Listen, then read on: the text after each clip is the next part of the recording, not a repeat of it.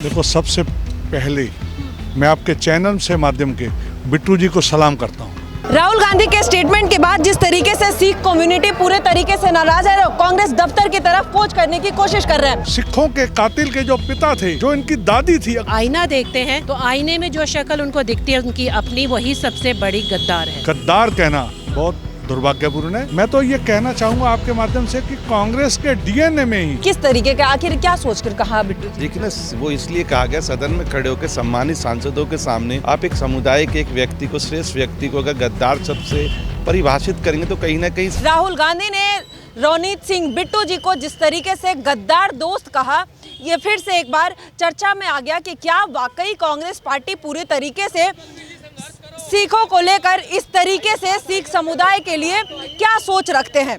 पूरे सिख समुदाय आज कांग्रेस दफ्तर की तरफ कूच की और प्रोटेस्ट किया, लेकिन आखिर ये लोग क्या कहना चाह रहे हैं, किस तरीके से आहत हुए हैं राहुल गांधी के बयानबाजी से, हम इनसे बात करेंगे और जानने की कोशिश करेंगे। सर, क्या हुआ आपका नाम? मेरा नाम KS दुग्गल है। मैं दक्षिणी दिल्ली बीजेपी में वाइस प्रेसिडेंट हूँ। मैं राहुल गांधी को ये एक आपके माध्यम से एक सीनियर मैसेज देना चाहता हूँ कि उन्होंने जो एक सिख कौम के बारे में जिस शब्द का यूज़ किया है, बहुत, जिसकी जितनी भी कड़ी निंदा की जाए उतनी ज़्यादा है। ऐसा शब्द सिखों के बारे में गद्दार कहना बहुत दुर्भाग्यपूर्ण है। मैं तो ये कहना चाहूँगा आपके माध्यम से कि कांग्रेस के डीएनए में ही सिखों से शुरू से एक घृणा की तरह देखा जाता है। ये वही सिख हैं जिन्होंने इस देश को आज़ाद कराने के लिए 80% से ज़्यादा अपनी आहुति दी। जब 84 हुआ, आपने देखा था, उससे पहले इंदिरा गांधी ने जो सिखों के सबसे बड़ा धार्मिक स्थान हरमंदिर साहिब के अंदर अटैक किया और लाखों लोग मारे गए। और जब इंदिरा गांधी जी का कत्ल हुआ, राजीव गांधी का बयान आया था, आपने सबने सुना था कि जब बड़ा पेड़ गिरता है तो धरती हिलती है। भाई, मैं कहना चाहूँगा, धरती हिलती है तो क्या सिखों के घर हिले? और भी घर थे सिखों के। घर से इन्होंने रात को एक मीटिंग करी जिसमें सज्जन कुमार, टाइटलर, भगत, शास्त्री, ऐसे और बहुत से लोग इनके, जिनको मैं गुंडा शब्द यूज़ करूँगा, उनको रात को बोला गया कि अब जाइए, सिखों के ऊपर जितने अत्याचार कर सकते हैं करिए। पर सिख वो कौम है, आप देख लीजिए, जिन घरों के सिखों के उस टाइम के घर जलाए गए, उनके दफ्तर जलाए गए, उनके दुकानें जलाई गई, आज भी वो सिख कहीं के कहीं पहुंच गए हैं। सिखों के बारे में इतिहास में लिखा जाता है, मन्नू साडी दातरी असी मन्नू दे सोए, ज्यों ज्यों मन्नू वड्डदा असी दूणे चोणे होए। उसका मतलब ये है कि सिख वो कौम है, जितना भी इनको मारेंगे, जितना दबाएंगे, जितना इनके बारे में अपशब्द बोलेंगे, ये आपसे दबने वाले नहीं हैं। मैं अकाल तख्त साहब से, जो हमारा सिखों का शेष स्थान है, उनसे रिक्वेस्ट करूंगा, उनसे बेनती करूंगा कि इनको वहाँ अकाल तख्त साहब के ऊपर बुलाया जाए और इनसे स्पष्टीकरण मांगा जाए, उनसे माफ़ी मांगी जाए। सिख कौम से इनको माफ़ी मांगनी चाहिए। अगर ये माफ़ी नहीं मांगेंगे तो मैं दिल्ली के जितने भी सिख हैं, सिख नेता हैं, उनसे अनुरोध करूंगा कि रोज़ 40 दिन तक प्रदर्शन चलता रहना चाहिए। राहुल गांधी के घर के सामने प्रदर्शन चलना चाहिए और प्रदर्शन चलेगा। बिट्टू जी ने हाथ नहीं मिलाया देश का दुश्मन कहकर, लेकिन उसके बाद बिट्टू जी ने यह भी कहा कि ये देश के दुश्मन है। हमारे दादाजी ने किस तरीके से सिंचोने के लिए पंजाब को अपने बलिदान दिया और ये लोग हमें गद्दार कह दे रहे हैं। क्या कहना चाहेंगे आप? मैं, बिट्टू जी ने अगर हाथ इनसे नहीं मिलाया तो इस बात से मैं उनके ऊपर कायल हो गया। उनके ऊपर जितना भी मैं चाहूँ कि जो उन्होंने अच्छा काम किया, सिखों के कातिल के जो पिता थे, जो इनकी दादी थी, अगर उन्होंने इनके ऊपर हाथ नहीं बनाया तो मैं उनको सलाम करता हूँ और उनका धन्यवाद करता हूँ। जो सिखों के कातिल थे, उनसे अगर हाथ नहीं मिलाया तो उन्होंने बहुत अच्छा काम किया है। अच्छा, उनके साथ और भी कुछ लोग मौजूद थे जो ठहाके लगा रहे थे, उसमें से भी कुछ सिख समुदाय के लोग भी थे उनके साथ भी। क्या ये लगता है कि सिर्फ पर्टिकुलर बिट्टू जी के लिए ये बयान था या फिर ये पूरे सिख समुदाय के ऊपर एक हमला था? नहीं, ये पूरे सिख समुदाय के ऊपर था। सिख समुदाय पर उन्होंने हमला किया है, सिखों को उन्होंने गद्दार बोला है। बहुत दुर्भाग्यपूर्ण है। मैं तो देश की एजेंसियों से, देश की सरकार से और पार्लियामेंट से, जो हमारे स्पीकर साहब हैं, उनसे रिक्वेस्ट करूंगा कि इनकी सदस्यता रद्द होनी चाहिए। जो भी बनता केस है, इनके ऊपर FIR होनी चाहिए। जो भी इनके ऊपर कोई सजा धारा बनती है उस धारा के तहत इन पर कार्रवाई होनी चाहिए। ठीक है, जिस तरीके से संसद भवन के अंदर से संसद भवन के बाहर ये ठहाके लगाते हुए और जिस तरीके से एक वरिष्ठ नेता को गद्दार कहना, ये पूरे तरीके से सिख समुदाय के ऊपर आ गया। लेकिन मैम, आखिर क्यों ये जो राहुल गांधी ने आज कहा, दोस्त भी कहा, गद्दार भी कहा, आखिर क्या था ये? मुझे तो उनकी बात पे हंसी आती है, क्योंकि गद्दार उन्होंने बोल तो दिया है, क्या उनको गद्दार की डेफिनेशन भी पता है? गद्दार वो होता है जो भारत में रहकर भारत के खिलाफ बात करता है। गद्दार वो होता है जो सब संसद चल रही है और वो उठकर चले जाते हैं, जबकि बड़े बड़े फैसले वहीं पर लिए जाते हैं भारत के अच्छाई के लिए।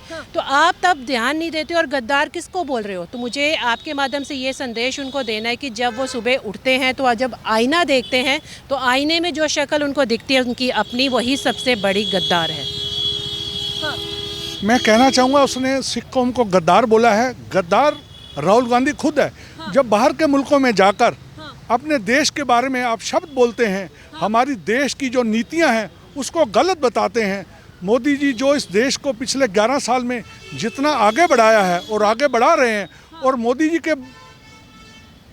की जो सिखों का एक सम्मान करते हैं, करतारपुर कॉरिडोर खोलना, 84 के लोगों को सजा देना, और उसके बाद गुरु नानक साहिब हो, गुरु तेग बहादुर साहिब हो, जिनके भी जो एक पर्व मनाए जा रहे हैं, ये देश मोदी जी को सलाम करता है। राहुल गांधी ने जो बोला है गद्दार, राहुल गांधी गद्दार है। हमारे देश के बारे में जो बाहर जाके हमारे देश के गलत बोलता है, हमारे देश का बांडा फोड़ता है, वो खुद गद्दार है। सरदार कभी कांग्रेस गद्दार के समय में ऐसा नहीं होता था। जब कांग्रेस की सरकार थी, आप कह रहे हैं कि अब मोदी जी सिख के लिए किस तरीके से चीज़ें कर रहे हैं, कांग्रेस के समय में ये चीज़ें नहीं होती थी। आप मेरे को बता दीजिए, कांग्रेस के टाइम में कोई कॉरिडोर खुला हो, कोई 300 साल मनाया गया हो गुरु नानक साहब के बारे में, गुरु तेग बहादुर साहब में कोई 350 मनाया गया हो, कोई उन्होंने जितने भी लाल किले के ऊपर जो प्रोग्राम कराए जा रहे हैं पिछले 70 साल के अंदर, 60 साल के अंदर जितना उन्होंने राज किया, एक भी कोई प्रोग्राम आप दिखा दीजिए, बता दीजिए, हम उनको सलाम करेंगे। वो गद्दार हैं, उनके डीएनए में गद्दारी लिखी हुई, भरी हुई। ठीक है सर, क्या लगता है क्या थी आखिर राहुल गांधी की मंशा क्या थी? सिर्फ बिट्टू जी को वो गद्दार कहना था, या फिर ये पूरे जिस तरीके से आप लोग कह रहे सिख समुदाय के ऊपर हमला है, क्या है? देखिए, एक तो संसद भवन में इतने पवन और पवित्र स्थान पर किसी भी एक समुदाय के लिए ऐसे शब्दों का अपमान का प्रयोग करना मुझे लगता है कि बहुत ही अशोभनीय है। गद्दार शब्द आप हम सबकी को पता ही है कि गद्दार शब्द किसके लिए इस्तेमाल किया जाता है।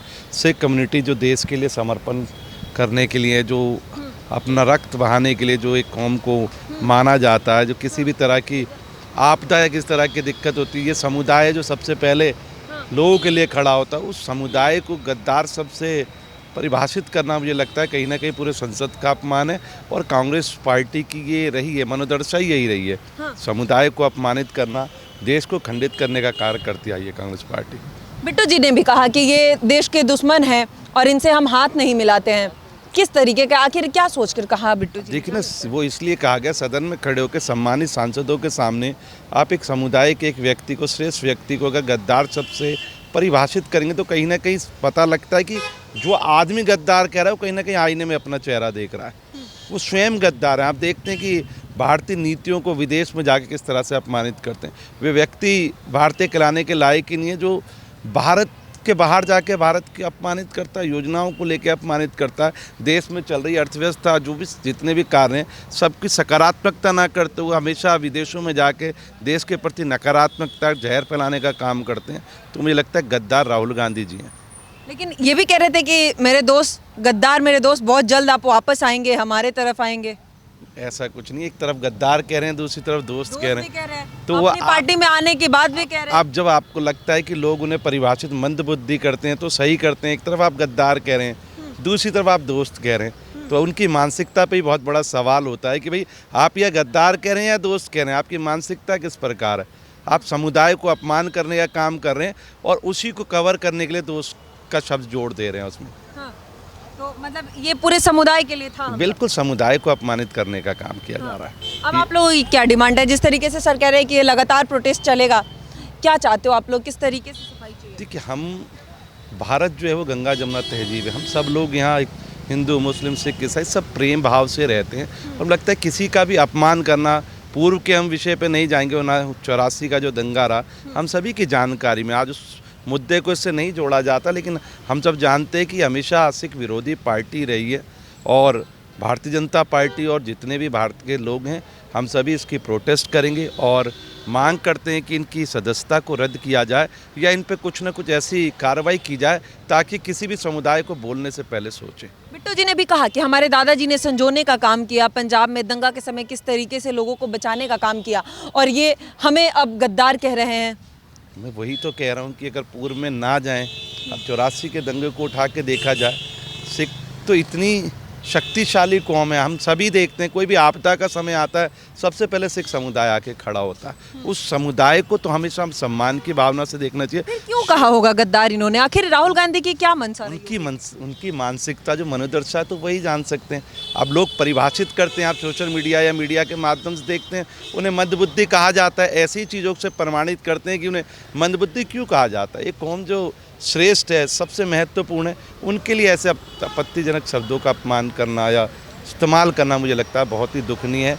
इनके ऊपर कोई दंडनीय कार्रवाई होनी चाहिए, ऐसी हम मांग करते हैं। क्या रही होगी सर मंशा? मतलब कुछ लगता है कि आखिर ऐसे इतना बड़ा शब्द का इस्तेमाल करना, वो भी संसद भवन के बाहर, आखिर क्या सोच रही होगी? क्यों गद्दार शब्द ही क्यों चुना होगा उन्होंने? देखो, सबसे पहले मैं आपके चैनल से माध्यम के बिट्टू जी को सलाम करता हूँ।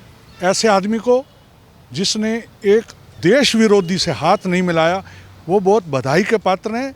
मैं अपनी तरफ से उनको बधाई देता हूँ। पिछली जो बातें हुई सारा देश जानता है, पर मैं ये कहना चाहूँगा कि कांग्रेस के डीएनए में सिखों के प्रति शुरू से घृणा है, घृणा थी, वो घृणा रहेगी। बिट्टू जी को बहुत बहुत धन्यवाद, सलाम। ये पूरी कांग्रेस पार्टी के अंदर जिस तरीके से इनका मानना है कि सिखों के प्रति हमेशा से घृणा रही है और रहेगी, ये लगातार अब प्रोटेस्ट की भी बात कर रहे हैं। कांग्रेस में राहुल गांधी को इस्तीफे की भी मांग कर रहे हैं, उनसे माफ़ी की मांग कर रहे हैं और राहुल गांधी के विरोध लगातार ये नारे भी लगा रहे हैं। लेकिन आखिर क्या होगा राहुल गांधी की सफाई, इस पर ये देखना होगा। फिलहाल आप क्या सोचते हैं? आखिर इस तरीके का स्टेटमेंट देना राहुल गांधी के लिए कितना उचित था? आखिर किस मंशा के साथ उन्होंने कहा? और बिट्टू जी ने जो किया, जिस तरीके से हाथ ना मिलाते हुए और देश का दुश्मन बताया पूरे कांग्रेस पार्टी को, राहुल गांधी को, गांधी परिवार को, आखिर किसमें कितनी सच्चाई है? आप अपनी राय हमें कमेंट सेक्शन में ज़रूर बताइएगा। अभी के लिए धन्यवाद। देखते रहिए पॉलिटिकल अड्डा।